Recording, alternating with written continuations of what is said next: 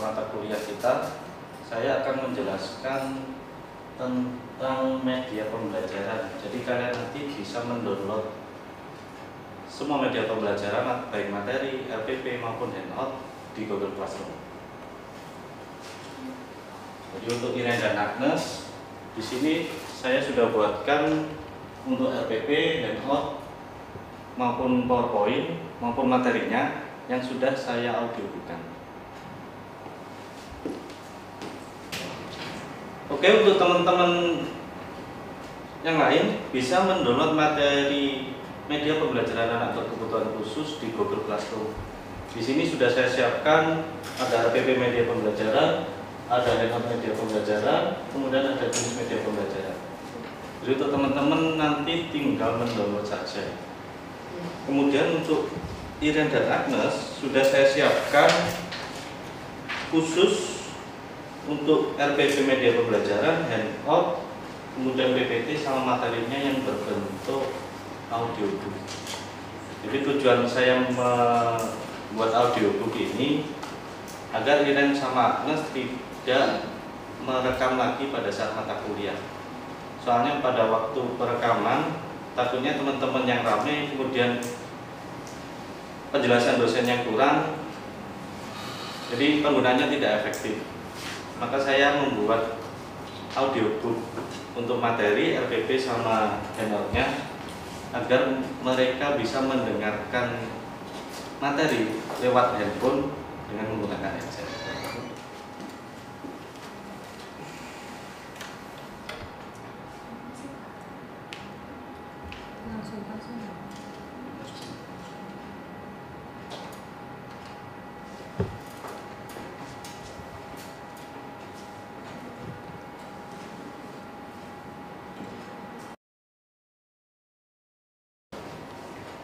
Fungsi dari audiobook di sini biar Iren sama Agnes tidak merekam pada saat ada mata kuliah berlangsung.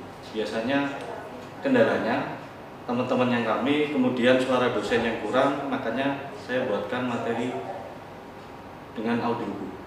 Jadi saya rekam materinya, kemudian saya kasihkan Iren sama Agnes biar mereka nanti kalau pengen belajar materi itu bisa dimasukkan ke handphone dan bisa didengarkan lewat headset. Itu tujuan saya. Kemudian untuk teman-teman yang lain bisa mendownload sendiri di Google Classroom. Itu ada di sini. Kalian tinggal mendownload saja.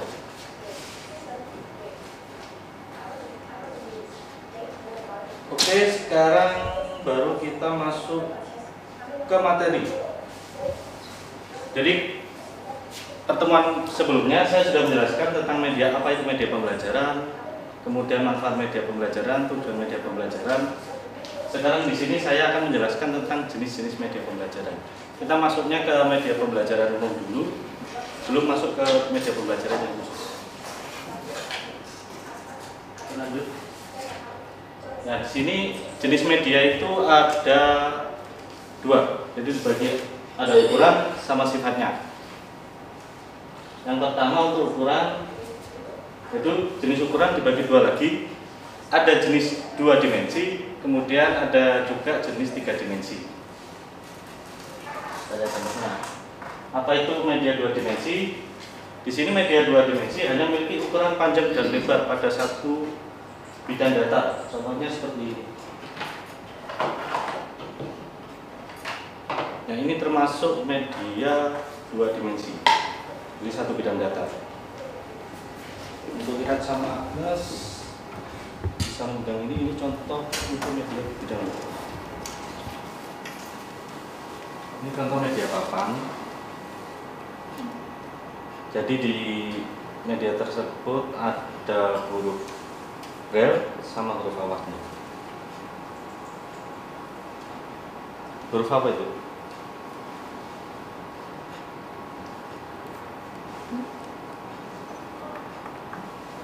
Ini angka 1. Atasnya? Huruf? Ini A. Lanjut. Kemudian media grafis. Di sini media grafis ada yang tahu? Buku. Media grafis. Gambar. Nah, media grafis itu adalah gambar diam baik berwarna maupun tidak berwarna. Jadi gambar asli yang diambil dari foto. Itu termasuk media grafis foto. Contohnya ya kalian foto kemudian di print kemudian digunakan untuk mengajar ke anak, jadi foto asli. Termasuk media gambar. Selanjutnya ada, kalau untuk yang tadi gambar-gambar tadi maksudnya sini media kartun atau simbol. Contohnya seperti ini.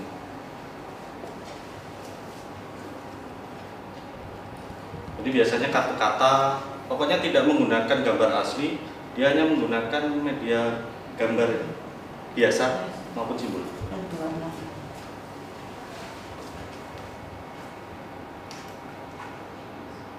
Untuk selanjutnya media bentuk papan.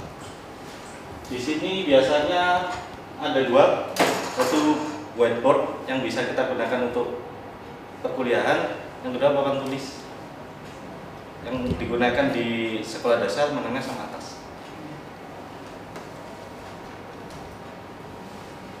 Nah, kalau untuk media cetak di sini ada buku dibagi jadi dua, ada buku awas sama buku braille. Ini adalah media cetak. Kalau untuk contoh bukunya seperti ini, jadi buku yang kalian punya itu, kemudian ada buku braille juga.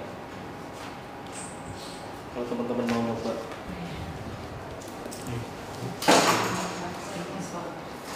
Bacanya dari kanan. Kalau teman-teman tunanetra kan sudah sering lihat buku braille, terus dia nulis sendiri kan. Untuk teman-teman awas saja. Oke, kita lanjut. Yang kedua, surat kabar atau koran. Jadi di sini surat kabar atau koran di sini termasuk media cetak. Jadi kalian cari temui. Biasanya untuk sekolah menengah atas itu disuruh membuat clipping, dia carinya di koran.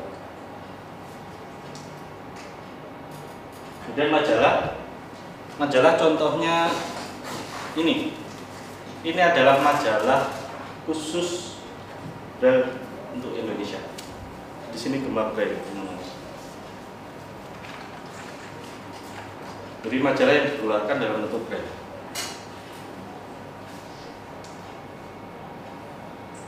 Kemudian tadi kan untuk 2 dimensi, yang sekarang kita beralih ke 3 dimensi. Media yang tampilannya dapat diamati dari seluruh sudut pandang. Apa maksudnya seluruh sudut pandang?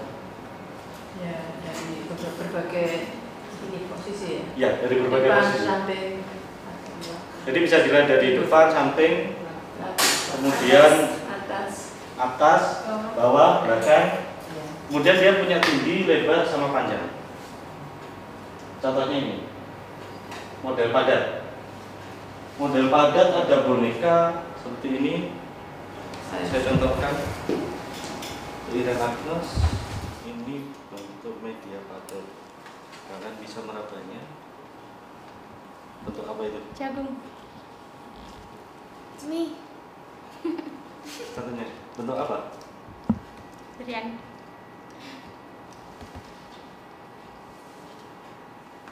Nah, nah.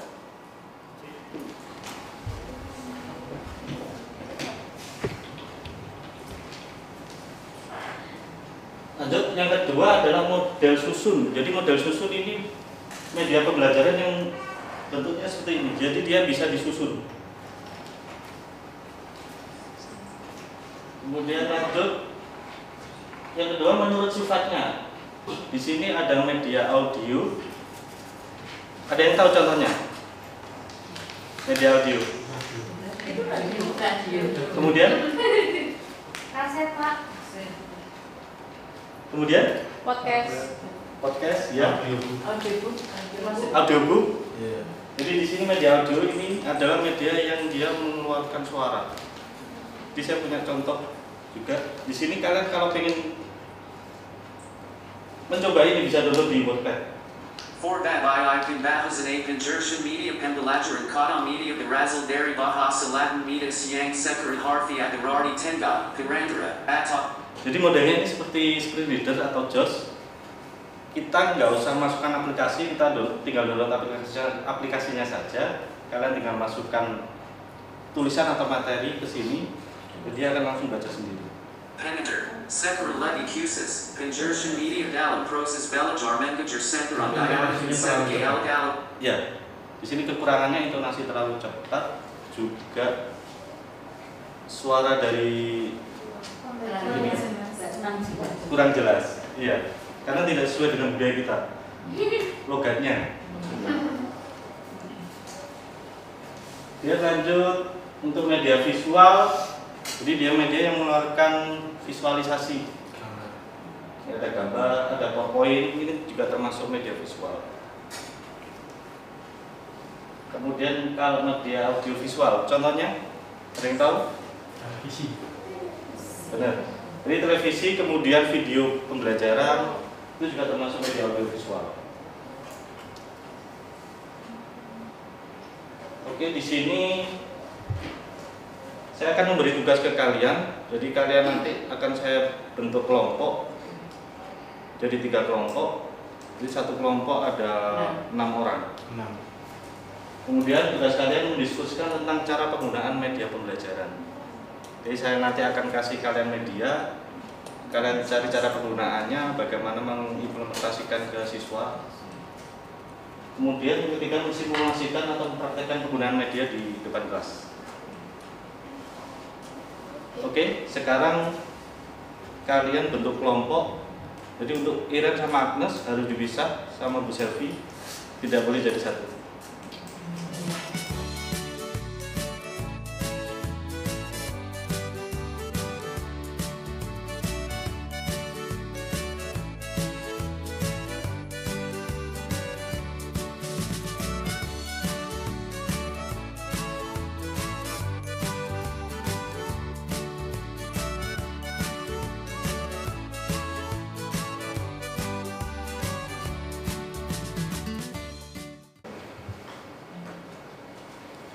Oke, setelah kalian diskusi per kelompok, sekarang saya ingin memberikan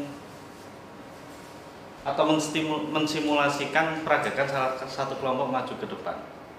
Jadi memperagakan media pembelajaran. Oke, untuk kelompok 1 silakan maju untuk mempraktekkan media pembelajaran yang sudah saya berikan. Silakan.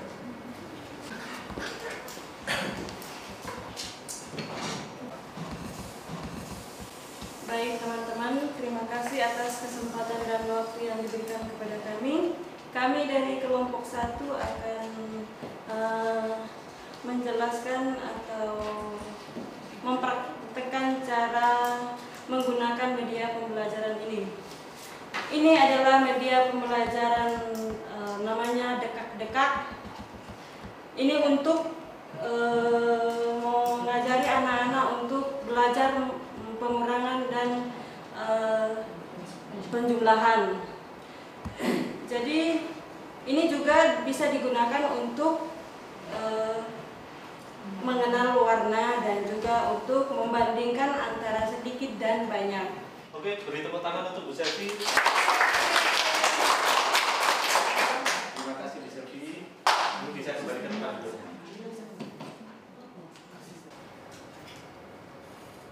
Kemudian, jadi yang terakhir di sini tugas membuat media pembelajaran. Untuk pertemuan berikutnya kalian membuat media pembelajaran. Jadi untuk teman-teman yang lain membuat media pembelajaran khusus bagi anak-anak berkebutuhan khusus. Untuk Iren sama Agnes, di sini saya khususkan untuk membuat buku braille berupa cerita rakyat. Jadi Iren sama Agnes nanti melihat cerita rakyat yang ada di daerah masing-masing, kemudian diberikan. Kemudian untuk Bu Selvi membuat audiobook tentang media pembelajaran kinestetik. Jadi Bu Selvi nanti hanya merekam buku pembelajaran kinestetik. Jadi audiobook nanti bisa digunakan untuk teman-teman lain, khususnya teman-teman tunanetra. Kalau untuk mahasiswa yang lain harus menggunakan media baik berbasis ICT maupun non ICT.